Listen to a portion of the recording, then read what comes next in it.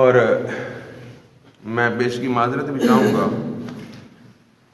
کہ اگر دل کے پھولے پھوٹ پڑیں، کوئی بات آپ کو گراں گزرے، بری لگے، تو میں بیشکی آپ سے معذرت کھاؤں۔ میرا مقصد جو ہے وہ کبھی بھی کسی کی دل آزاری کرنا نہیں ہوتا، صرف حق سچ بات پہنچانا ہوتا ہے اور لوگوں کو احساس دلانا ہوتا ہے۔ تو اگر احساس ذمہ داری دلاتے ہوئے کوئی بات ایسی ہو جائے تو اپنی ذات کے اوپر نہیں لینی۔ میں مطلقاً بات کروں گا جو بھی ہوگی، کسی کو نشانہ بنا کر، کسی کو ہٹ کر کے نہیں کروں گا، ٹھیک ہے؟ اگر کوئی بات کوئی اپنے اوپر لے لے تو اس کا اپنا مسئلہ ہے، میں تو معاشرے کے اندر جو ہو رہا وہ ہوتا ہے اس کے حوالے سے گفتگو کرتا ہوں۔ نحمدہ ونصلی ونسلم علی رسولہ الکریم، اما بعد فاعوذ باللہ من الشیطان الرجیم، بسم اللہ الرحمن الرحیم۔ یا ایھا الذین آمنوا کتب علیکم الصیام کما کتب علی الذین من قبلکم لعلکم تتقون، وقال النبی صلی اللہ علیہ وسلم من صام رمضان ایمانا واحتسابا غفر له ما تقدم من ذنبه سبحان ربک رب العزة عما یصفون وسلام علی المرسلین والحمد للہ رب العالمین۔ ان اللہ وملائکتہ یصلون علی النبی یا ایھا الذین آمنوا صلوا علیہ وسلموا تسلیما۔ آواز بلند درود پاک۔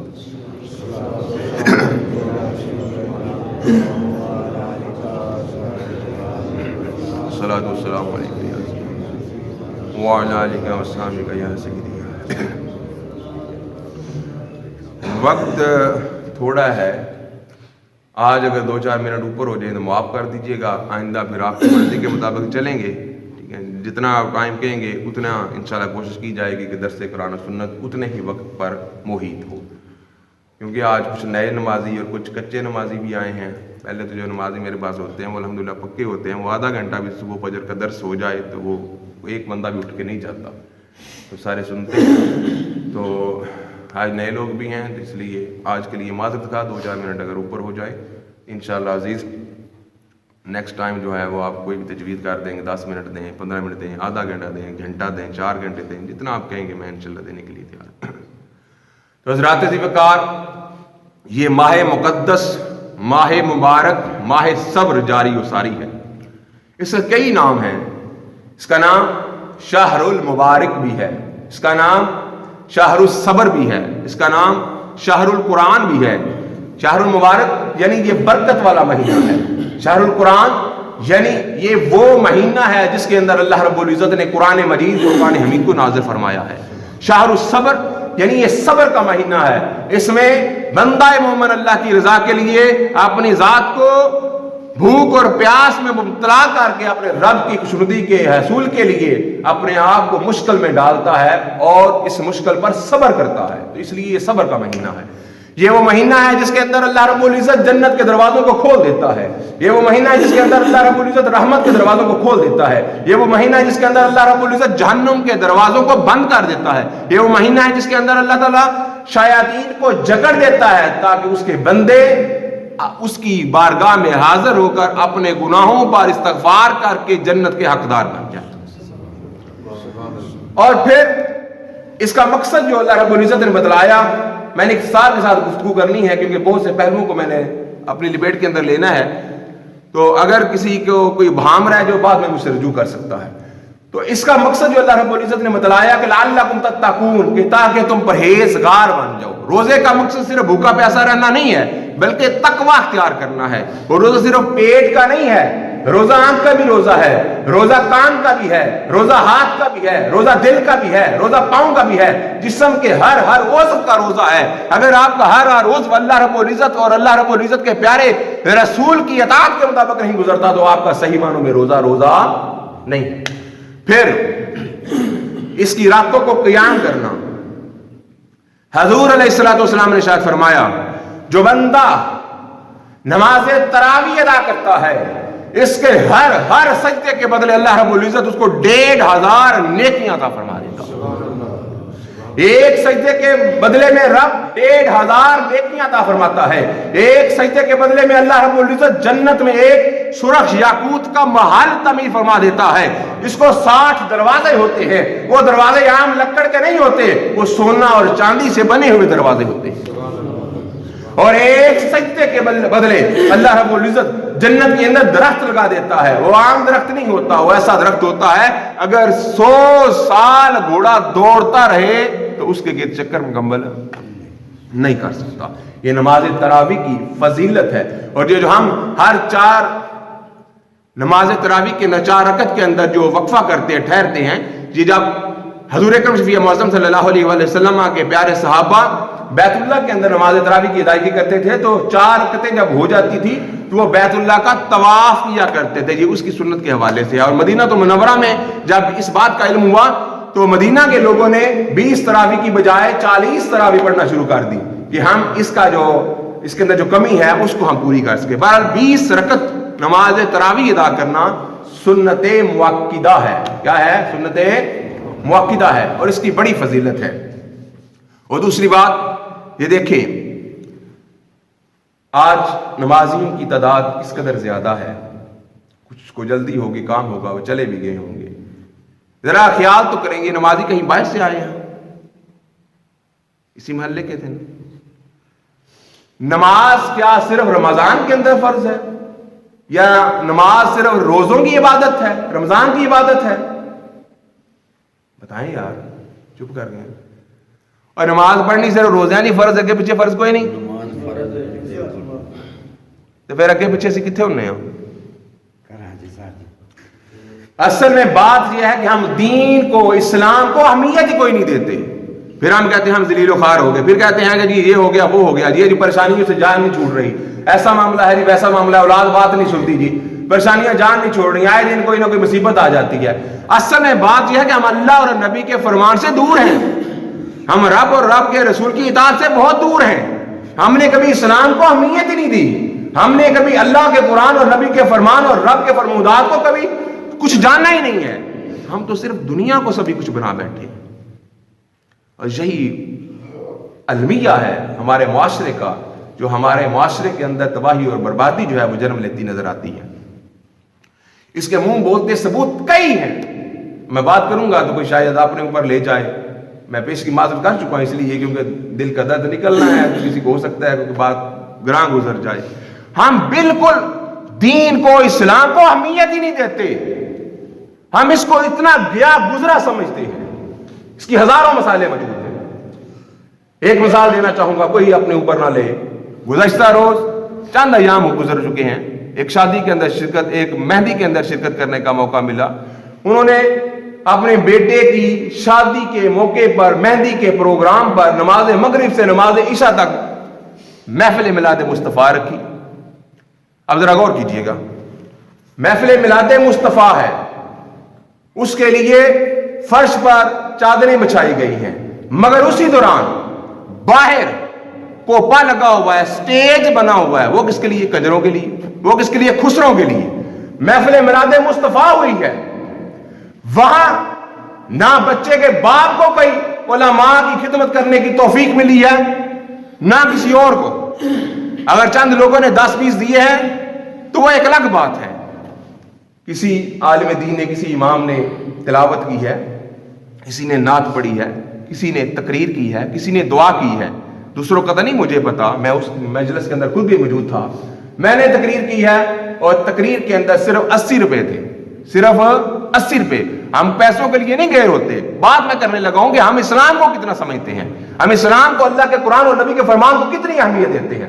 ایک عالم دین جو 10, 12, 14 سال دین سیکھتا ہے, وہ آپ کے محلے کی مسجد کا امام بھی ہے, وہ آپ کے بچوں کو قرآن بھی پڑھاتا ہے, وہ آپ کے جنازے بھی پڑھاتا ہے, وہ آپ کے بچوں کے کانوں میں اذانیں بھی دیتا ہے. اس کی اہمیت اتنی ہے کہ آپ اس کی خدمت 80 روپے کرتے ہیں. اور وہی لوگ جب وہ محفل میلاد مصطفیٰ سے فارغ ہوتے ہیں اور کنجروں کی محفل سجاتے ہیں, خسرے نچواتے ہیں, اس کے اوپر نوٹوں کی بارش ہو رہی ہے, اس کے اوپر نوٹوں کی بارش ہو رہی ہے. وہی لوگ جب برات لے کر جاتے ہیں اور 50-50 ہزار کی تتھیاں پھینکتے ہیں. دین کی آپ نے اتنی وقت سمجھی ہے. پھر کہتے ہیں مولوی چوڑ ہوندے نے جی, سب سے کم تنخواہ مولوی کی ہوتی ہے. میں اپنی بات نہیں کر رہا, ویسے المیہ ایک بات کر رہا ہوں. سب سے کم ایک چوکیدار, ایک گن مین سے بھی کم تنخواہ جو ہے وہ جو عالم دین کی ہے, ایک امام مسجد کی ہے, ایک حافظ قرآن کی ہے, ایک وہ بندہ جس نے 10, 12, 14 سال تعلیم حاصل کی اس کی ہے. اور پھر मौलवी चवल होंगे ने, खाण दे चवल होंगे ने, चवड़ा मार दे। सबसे बुरे भी वही। ये नहीं कभी देखा हम देते इनको क्या है, ये नहीं कभी देखा इनकी भी जरूरियात है, इनके भी बच्चे हैं, इनका भी पेट है, ये भी माशरे के फर्ज हैं, इनका भी शादी ब्याह गमी खुशी होती है, इनके बच्चे भी स्कूल में पढ़ रहे हैं। हो सकता है ये किराए में रहता हो, गैस के बिल 6,000 7,000 8,000 आ रहा है, किराया मकान का 10 से 15,000 है, हम इसको क्या देते हैं। ये शादी ब्याह खुशी का मौका होता है जहां हम इतने लाखों लुटाते हैं, हमें जरा नहीं ख्याल आया किसी इमाम की भी हम खिदमत कर दें, बहाने से ही कर दें। चले हम तनख्वाह की मद में कुछ नहीं देते, वैसे इसकी खिदमत कर। जहां देना इबादत, जहां देना सवाब, जहां देना अल्लाह और अल्लाह के रसूल की रजा, वहां हम नहीं देते। और जहां देना हराम, जहां देना गुनाह, जहां देना अल्लाह और अल्लाह के रसूल के फरमानबरदारी की नाफरमानी, जहां देना अल्लाह और अल्लाह के रसूल की लानत और फरिश्तों की लानत, वहां हमारी तिजोरियों के मुंह जो है वो खुल जाते हैं और हम इस तरह बेले बांटते हैं जैसे हमसे बड़ा कोई सखी कोई नहीं है। माशरे का अलमिया है, इस तरफ तवज्जो दिया करें।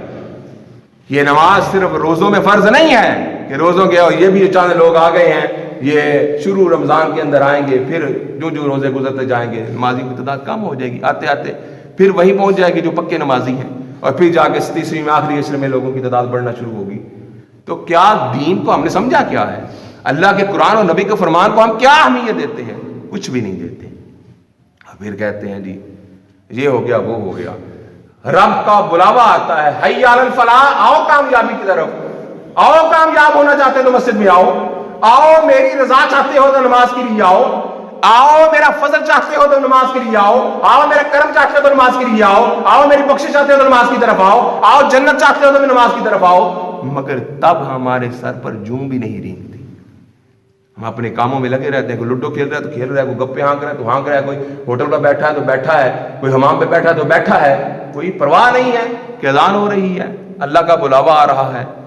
खुदारा इन चीजों पर तवज्जो दें। आज हम दीन से बहुत दूर हैं, हम दीनदारों से बहुत दूर हैं, हालांकि दीन और दीनदारों के करीब होने का हुक्म है। या अय्युहल्लज़ीना आमनू तक़ुल्लाह व कूनू मस्सादिकीन, ईमान वालो अल्लाह से डरो और नेक लोगों सच्चे लोगों के साथ हो जाओ। अच्छे लोगों का कुर्ब अख्तियार करना, सोबत अख्तियार करनी, नेक लोगों की, आइमा की, उलमा की सोबत और मजलिस के अंदर वक्त देना, बैठना अल्लाह और अल्लाह के रसूल का हुक्म है। वहां हमारे पास बैठने के लिए, अल्लाह के घर में आने के लिए कोई वक्त नहीं होता। हज़रात अज़ीज़ वक़ार, ये लम्हा फ़िक्रिया है, इसकी तरफ तवज्जो दें। नमाज सिर्फ रमज़ान की इबादत नहीं है, ये जब तक बंदे की हयात है उस पर नमाज पढ़ना फ़र्ज है। कोई बीमार है तब भी नमाज साकत नहीं होती, खड़े होकर नहीं पढ़ सकता, बैठ के पढ़ ले, बैठ के नहीं पढ़ सकता, लेट के पढ़ ले, लेट के पढ़, इशारों से पढ़ ले, लेकिन नमाज की कसर नहीं। सफ़र में है, किबला का नहीं पता चल रहा, जिस तरफ गाड़ी जा रही है उसी तरफ मुंह करके पढ़ ले, खड़े होकर नहीं पढ़ सकता, सीट पर बैठ के पढ़ ले, जैसे वो सजदा नहीं हो सकता ना हो, लेकिन नमाज की इबादत जो है वह तब भी माफ हो नहीं है। इसलिए कोशिश करें कि अल्लाह और अल्लाह के रसूल के बताए हुए रास्ते के मुताबिक चलें। कोशिश करें हमारा पैसा कंजरों के ऊपर खर्च होने और हराम जगहों पर खर्च होने की बजाय अल्लाह के घर मस्जिद में खर्च हो, अल्लाह के दीन के लिए खर्च हो, किसी आलम दीन की खिदमत में खर्च हो, क्योंकि किसी आलम दीन की आप खिदमत करेंगे वो भी अल्लाह की रजा के लिए, अल्लाह की राह में खर्च करने के मुतरादिफ है। आप किसी आलम दीन की एक हाजत पूरी करेंगे, अल्लाह रब्बुल इज्जत हर हाजत के बदले आपको एक हज और एक उम्रा करने का सवाब अता फरमाएगा। बड़ी फजीलतें हैं, मौजू नहीं है, मौका भी नहीं है, वक्त भी नहीं है। तो खुदारा अपनी तरजीहात को बदले, हमारी अव्वलीन तरजीह जो है वो दीन होना चाहिए, अव्वलीन तरजीह जो है वो इस्लाम होना चाहिए, अव्वलीन तरजीह जो है वो अल्लाह होना चाहिए, अव्वलीन तरजीह जो है वो अल्लाह का रसूल होना चाहिए, अव्वलीन तरजीह जो है वो कुरान मजीद फुरकान हमीद होना चाहिए। ये दुनियावी मामलात के अंदर हम इस कदर उलझ गए हैं कि हम हिंदुआना रसूमात के अंदर और अल्लाह रब्बुल इज़्ज़त की नाफरमानी की एक्टिविटीज़ के अंदर इतने हम मशगूल हो गए हैं कि हमें अल्लाह और अल्लाह का रसूल याद नहीं रहा। वो अल्लाह का महबूब जो हर लम्हा हर लहजा मुझे और आपको याद रखता रहा, वो हजूर इस कायनात के अंदर तशरीफ लाए, आते सर सजदे में रख था, या रब्बी सल्लिम उम्मती, या बारी ताला मेरी उम्मत को सलामती था फरमा, या रब्बी रहम उम्मती, ऐ मेरे अल्लाह मेरी उम्मत पर रहम फरमा, وہ محبوب جو ہر لحظہ، ہر لمحہ، ہر گھڑی اپنی امت کو یاد رکھتا رہا، آج وہی امت اس نبی سے محبت کا دعویٰ کرتی ہے مگر اس نبی کی آنکھوں کی ٹھنڈک کا خیال نہیں رکھتی۔ حضور نے فرمایا قرۃ عینی فی الصلاۃ، نماز میری آنکھوں کی ٹھنڈک ہے، ہم نماز نہیں پڑھتے۔ حضور نے فرمایا ان الصلاۃ عماد الدین ومن اقامها فقد اقام الدین ومن هدمها فقد هدم الدین، کہ نماز دین کا ستون ہے، جس نے اس کو قائم رکھا گویا اس نے دین کو قائم رکھا، ومن هدمها فقد هدم الدین، اور جس نے اس کو ڈھا دیا، اس کی پابندی نہ کی، گویا اس نے دین کی پابندی نہ کی، گویا اس نے دین کو ڈھا دی۔ حضور نے فرمایا الصلاۃ مفتاح الجنہ، نماز جنت کی کنجی ہے، مگر وہ کنجی ہمارے پاس موجود نہیں ہے۔ حضور نے فرمایا ان الصلاۃ تنہی عن الفحشاء والمنکر، نماز بے حیائی اور برے کاموں سے روکتی ہے، مگر آج ہم نماز کے قریب نہیں آتے۔ موضوع لمبا ہے، بات لمبی ہو جانی ہے، ان الفاظ کے ساتھ اجازت چاہوں گا کہ ہمیں ذرا غور اور خوض کرنا چاہیے، ہمیں اپنی طرف توجہ دینی چاہیے، دین کے معاملے کے اندر دین کو اہمیت دینی چاہیے، ہر معاملے کے اندر اللہ اور اللہ کے رسول کے احکامات کو پیش نظر رکھنا چاہیے، اور کوئی ایسا عمل نہیں کرنا چاہیے جس سے اللہ اور اللہ کا رسول ہم سے ناراض ہو۔ اللہ رب العزت